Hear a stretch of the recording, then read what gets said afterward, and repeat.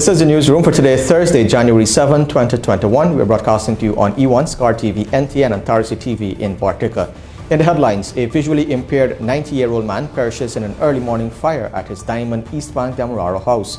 A young mother who is donating her kidney to save the life of her teenage son is seeking financial help. Because I haven't worked since the COVID started, and I'm finding it really hard. A small business is making a big impact in Rupununi during the COVID-19 pandemic. 19 dorm students and 10 teachers test positive for COVID-19. And in sport, GMRNSC aiming for January 24 endurance race meet, and Nicholas Puran says playing in a bubble is extremely difficult. With the news, I'm Avinash Ramzan. Thanks for joining us. We start off by telling you that a 90-year-old man of 17th Avenue Diamond in the East Bank of Demerara was burnt alive after his home caught fire on Thursday. The man, who has been identified as Rupert Williams, was an amputee and also blind. His daughter-in-law, Dorset Solomon, told reporters that the man was home alone at the time. Isnella Patwa tells us more. Investigators are now trying to determine the cause of the fire, which resulted in the death of a 90-year-old visually impaired man who is also an amputee. Rupert Williams of Diamond East Bank Demerara was alone in the house at the time of the fire, which occurred between 8:30 hours and 9 hours. His daughter-in-law, Dorset Solomon, told reporters that the family is in a state of shock following the tragic incident. The family lost all personal documents and furniture, some of which were taken on hire purchase. Solomon further explained that she had cosmetics to start a business, which was also destroyed in the fire. She estimates millions of dollars in losses. Solomon and her daughter, who are United States citizens, also lost their passports in the fire. The newsroom understands that the man's granddaughter left to buy bread at a corner shop on Thursday and returned to find the small wooden house on fire. The granddaughter ran to his rescue but saw his room was already in flames. According to Solomon, the man's caretaker was at the hospital, while she, Solomon, was at the Ministry of Human Services and Social Security, dealing with the transfer of his pension book. According to Solomon, her father-in-law was very agitated about his pension book and could not sleep last night, so she left to look into the matter early Thursday. Williams was a father of 3 and was described as a very pleasant person. Reporting for the newsroom, I am Isnella Patwa. Now, approximately 40 persons within the dorm setting at schools across Guyana have tested positive for COVID-19 since the reopening of schools on Monday, January 4, 2021. Health Minister Dr. Frank Anthony provided the information while speaking on the issue during Thursday's COVID-19 update. He said 19 students, 10 teachers and 8 staff members have tested positive for the virus at the dorms. He said a breakdown was available by region but stopped short of providing that information. Efforts made by the newsroom to get the breakdown from officials at the Health Ministry proved futile. Dr. Anthony assured, however, that the persons are all identified and isolated in keeping with standard protocols. He said testing continues at all dorm facilities across the country. The minister previously announced that all students who will be returning to the dormitories have to undergo a COVID-19 test. This was also extended to teachers. Schools reopened for grades 10, 11 and 12 students in September 2020, while virtual and other forms of learning continued for other students. Now, a mother who is donating her kidney to save the life of her 15-year-old son is seeking financial aid to offset the cost of dialysis treatment.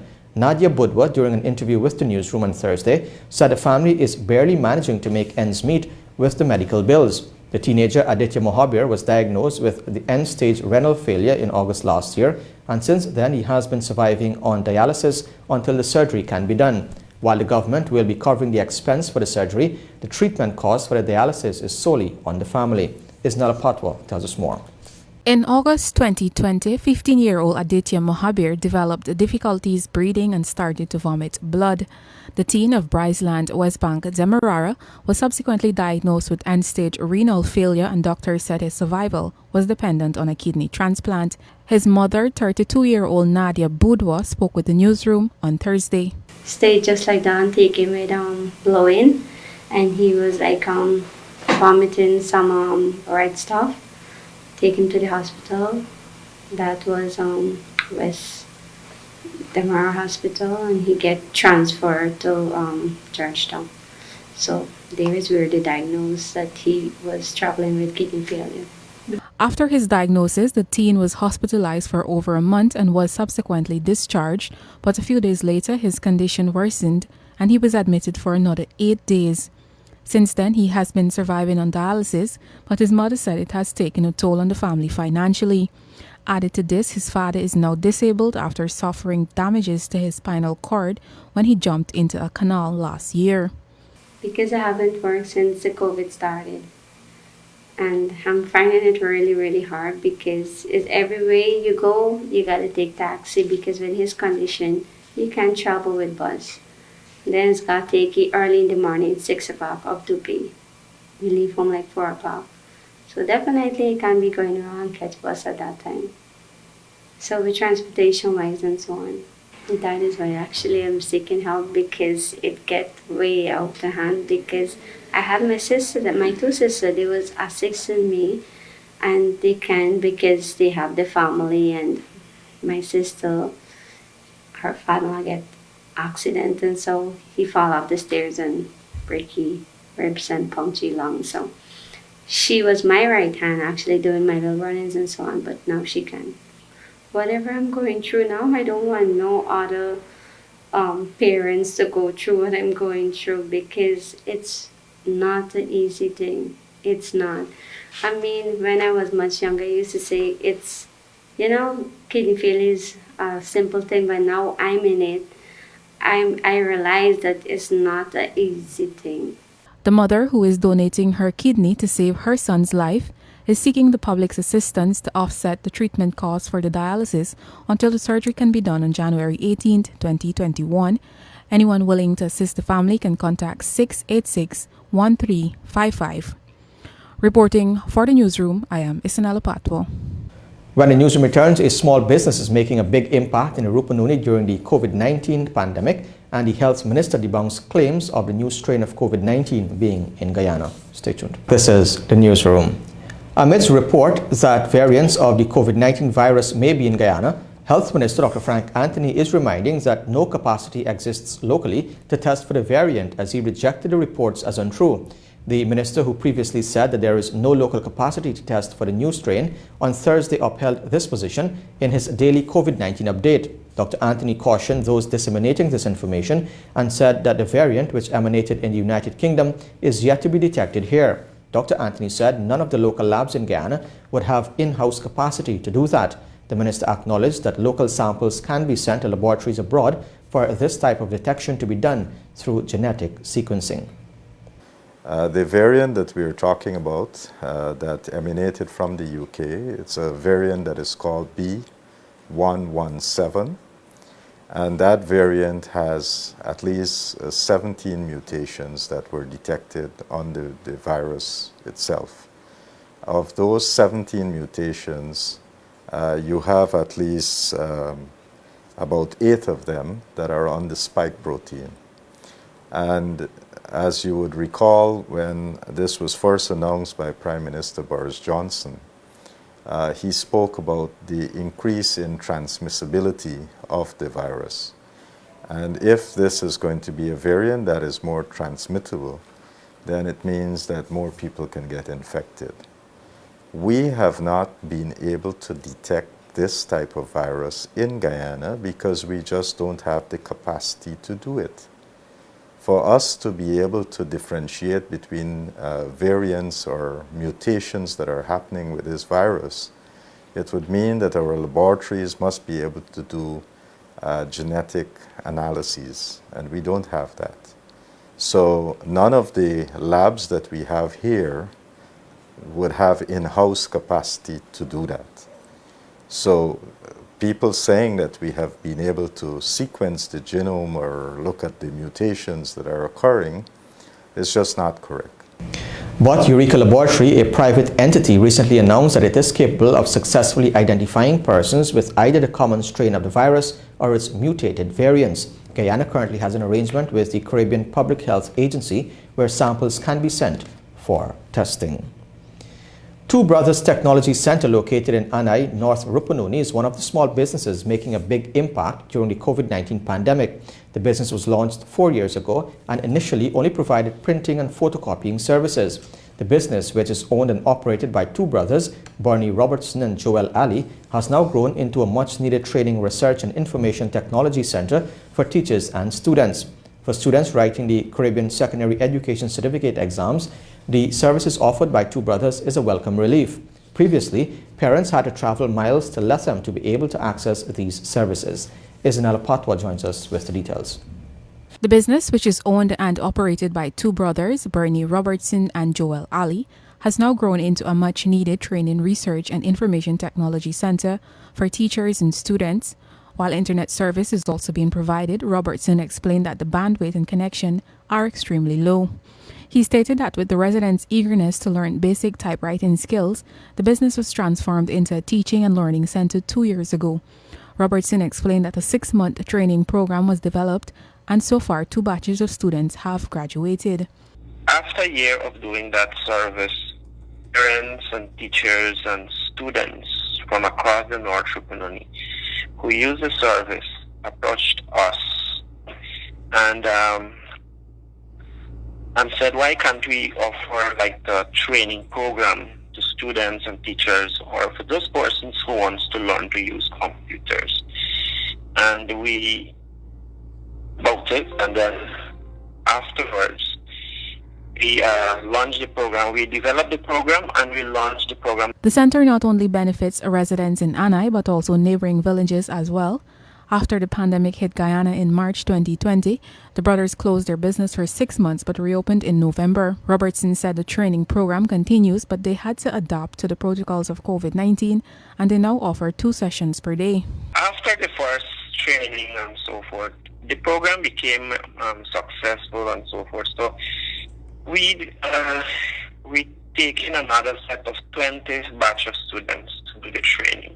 So we took it as a continuous yearly program that we're going to be doing, and it has changed a lot of things here, a lot of the way students do their schoolwork and teachers as well. It has transformed all of what has happened in the past. You know, students struggle to get information technology at their reach, but Two Brothers has changed that over the years, and by providing that technology training. In addition to information technology training, the center also offers training in leadership skills, gender equality, and women empowerment. Robertson said they have also provided educational tours for primary schools across the North Rupununi, but this has since been put on hold due to COVID-19. A typewriting competition was also held among the first 2 batches of students last year. Reporting for the Newsroom, I am Isanella Patwa. This is the Newsroom.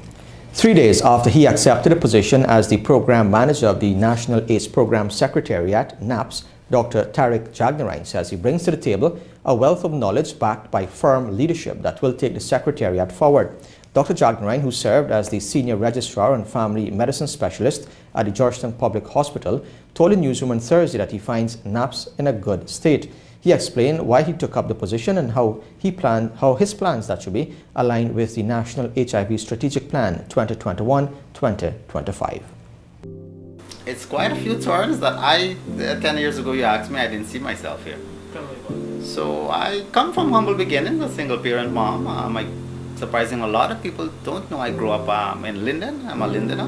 I was born in, back then we call it Mackenzie.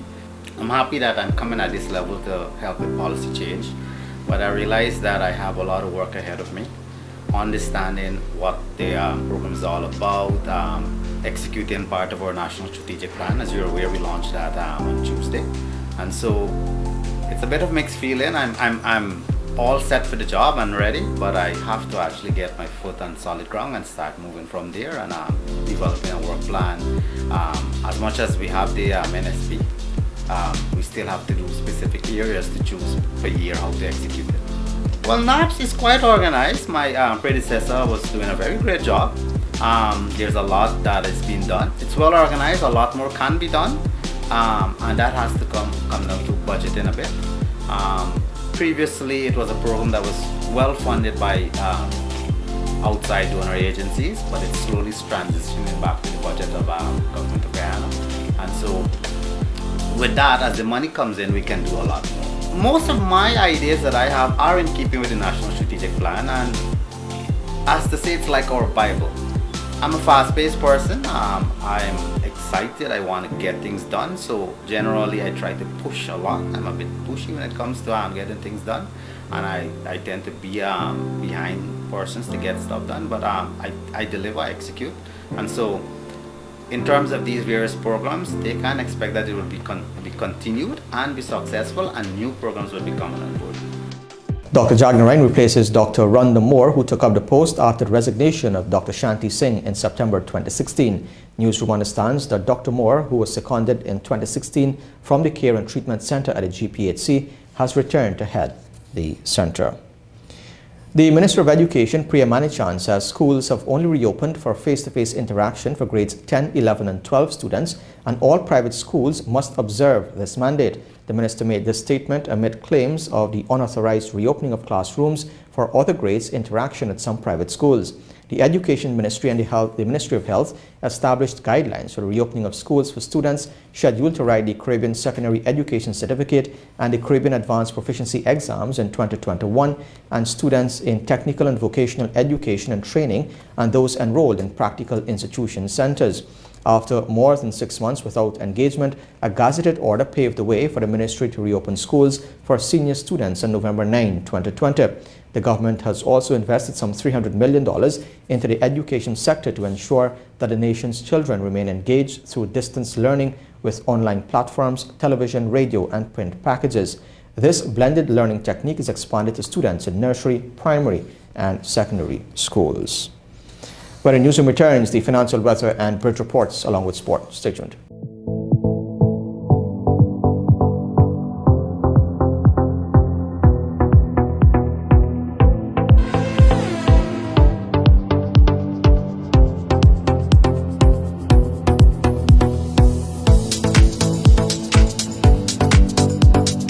Welcome back to Newsroom. Now for a look at what's happening in sport. We're starting off with some motor racing news.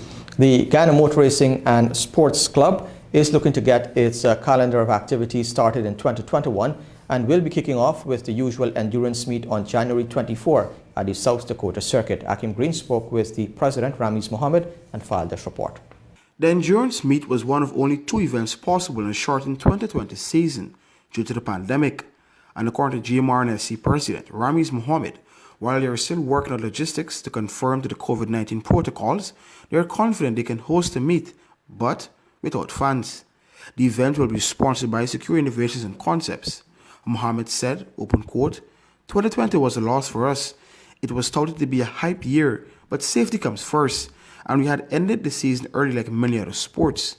The good thing is that some drivers took the opportunity to work on their vehicles and make the necessary improvements. So I expect once we get on the track on the 24th, it will be very exciting, end quote.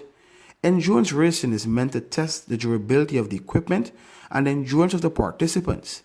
Teams of multiple drivers attempt to cover a large distance in a single event, with participants given a break with the ability to change during the race. Usually the event lasts 2 to 3 hours at South Dakota Circuit. After the circuit event, it will be back to the much anticipated quarter-mile strip for drag racing on Valentine's Day. Open quote. During the pandemic, with the help of Team Mohammed, a lot of work was done to improve the drag strip. It is even better than before, which also makes it much safer, which is a top priority of the club. We are seeing fast and faster cars being developed, and drag racing is really growing exponentially over the last 2 years. I personally am very eager as well to launch on an improved surface. End quote. Mohammed could not say whether a small number of spectators would be allowed into the venue for that event, noting it will be dependent on the COVID-19 situation in the country at that point in time. Suriname drivers will be interested, but attendance will be dependent on whether travel protocols will be in place. The first circuit race meet is scheduled for March 28th, followed by round 2 of endurance on May 8th, and July 4 round 2 of circuit racing.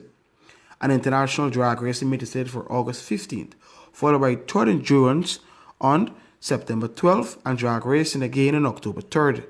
The international race meet is scheduled for November 7th, and despite the pandemic, Trinidad and Tobago competitors were willing to tour last year had borders been open to travel. There are also 4 rounds of karting and GT Motorsport scheduled for March 13th, April 24th, July 17th, and August 21st. For the Newsroom, Akim Green. As top flight sport continues in a bubble, West Indies batsman Nicholas Pooran said it is extremely difficult. As for him personally, he has had to sacrifice being away from family and friends for several months. More in this report. Pooran has been in a bubble since the CPL last August, after which he played in the IPL, then travelled to New Zealand to compete with the West Indies A team, and is currently playing with the Melbourne Stars in the Big Bash in Australia. He is slated to play in the Abu Dhabi T10 League shortly, where he will captain Northern Warriors. Speaking on moving from bubble to bubble, Pooran said, and I quote, "First of all, the bubble life is extremely difficult, to be honest. I am currently in my 5th month in a row hopping from bubble to bubble. It's especially difficult being away from friends and family. As a cricketer, you appreciate the bubble because your focus is all about the game, how to get better. But if you're not performing as a sports person and in the bubble, then you need to get out, have a drink, have a laugh, catch up with others. There are positives and negatives of being in the bubble." End quote. The left-hander opted out of the upcoming tour with the West Indies team to Bangladesh, saying he was skeptical of the health situation in the country. As of January 7, Bangladesh has almost 520,000 cases with over 7,700 deaths. Outside of missing that series, though, Pooran said he's appreciative that cricket is still being played amidst the pandemic. He said, and I quote, "I learnt a lot about myself because in the last 6 to 7 months, I wasn't too sure if we'd play cricket again in 2020. And here I am 5 months after in 2021, 5 months in the bubble, and I'm just trying to appreciate every single match. 8 months ago, I really wasn't sure when I'd play cricket again, and now I'm looking to just take advantage of these moments and looking to enjoy playing as if it's my last game." End quote. Some football news now. CONCACAF has announced the cancellation of both its Under-17 and Under-20 Youth Championships in light of FIFA's recent announcement to shutter the FIFA Under-17 and Under-20 Men's World Cups scheduled to take place in Peru and Indonesia later this year. The Under-20 tournament was originally scheduled to be held in Honduras between June 20 and July 5, 2020. However, following the onslaught of the COVID-19 pandemic, the tournament was initially pushed forward to later this year. The Under-17 competition suffered a similar fate, with the spread of the virus continuing to raise safety concerns and affect travel ability. FIFA announced a decision to cancel both tournaments last week, with the CONCACAF tournament serving as qualifiers for the World Cups. The Confederation that should be decided to follow suit. As part of the move, FIFA announced the next editions would be held in 2023 at the venues that were to host the 2021 editions of the tournaments. Now, international cricket news. Australia looked destined for their biggest score of the series against India after half-centuries from debutant opener Will Pucovski and Marnus Labuschagne helped them to 166 for 2 at the end of a rain-disrupted first day of the third test on Thursday. Pucovski rode his luck for his 62, but his partnership of 100 for the second wicket with Labuschagne established a solid platform for the host as they looked to break a 1-all tie in the 4-match series. Labuschagne notched up his 9th test half-century to finish today on 67 not out, with Steve Smith unbeaten on 31 at the other end in a potentially ominous stand between Australia's two best batsmen. David Warner returned after missing the first 2 test matches with a groin injury, but his stay at the crease was brief and he departed for 5, swatting at a Mohammad Siraj delivery that flew to Chiteshwar Pujara at slip. Now, New Zealand skipper Kane Williamson said it is a proud moment to lead his country to the #1 spot in the ICC Test rankings. The Black Caps enjoyed a successful home summer, culminating with massive back-to-back wins over Pakistan that secured their passage to the top of the rankings. What do you have to say about your team and the series victory? Yeah, I mean, it's an incredible couple of games. Obviously, a huge amount of effort goes into every test match, and we know we're up against a quality side, and that of Pakistan. And look, even though the result on paper in this game, was very much in our favour, we still know that when you're up against a quality side, it's a game of small margins. And at times we perhaps won those small moments, and at times we had a bit of luck go our way as well, and that can convert into some either good partnerships with the bat or something effective with the ball. So we're realistic about that, but we're very pleased with our effort throughout these last 2 games. And it's a very proud moment as a team at the end of our test summer, I suppose, to reflect and know we've achieved something pretty cool. Now, as territorial teams begin preparations for the regional Super 50, set to bowl off in exactly a month in Antigua, we will from time to time refresh your memory on what took place in previous editions, especially with the Guyana Jaguars. Tonight, we bring you highlights of a magnificent 100 from Chandapal Hemraj and 50s from Tejnarain Chandapal and Raymond Reefer, which gave the Jaguars a big enough total to beat the Windward Islands Volcanoes in early 2019. Got some highlights. This was Hemraj, who got going. Chandapal was very circumspect. Seemed to get the ball away much, but Hemraj was having no such problems. And he hit the ball to all parts of the ground and got to his 50. He didn't slow down, he just kept going. And the boundaries just kept coming. Here's another one. Good use of the feet and hammering it. Chandapal finally got to 50. At this point, no wickets had fallen, and Chandapal trying to open his shoulders a bit. This is when Hemraj brought up his 100. Still no wickets had fallen, so Guyana were strengthening their position.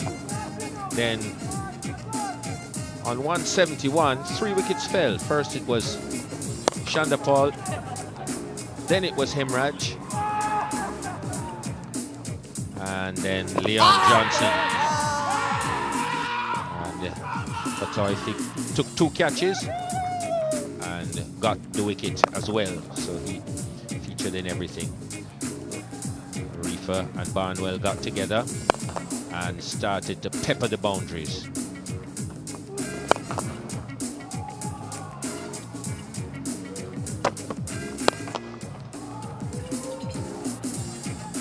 Barnwell fell.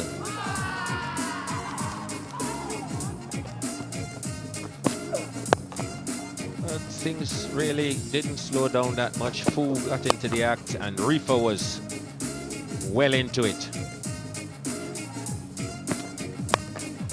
Then Fu fell at long off to who else? Katoy taking the catch. Reefer brought up his 50 with that big 6.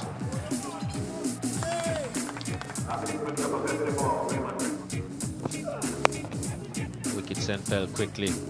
Chipped one to cover Reefer. Next ball, Bramble trying to go over long off. Held out to Yadram.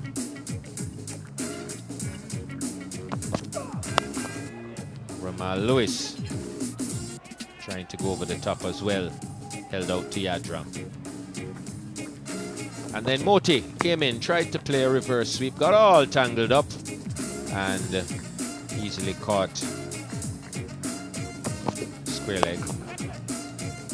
And then Pamal struck the 15-6 of the innings and the inning. Despite a brilliant 123 from Kavim Hodge and 63 from Alec Atanez, Volcanoes fell short by 22 runs with runs for beaten, Gudakesh Moti and Reefer picking up 2 wickets each. And with that, we've come to the end of the news for this evening. Of course, you can find updates on these and other stories on our website, Newsroom.gy, our Facebook page and Instagram. On behalf of the entire news team, my name is Avinash Ramzan. Thanks for watching. Be safe. See you next time.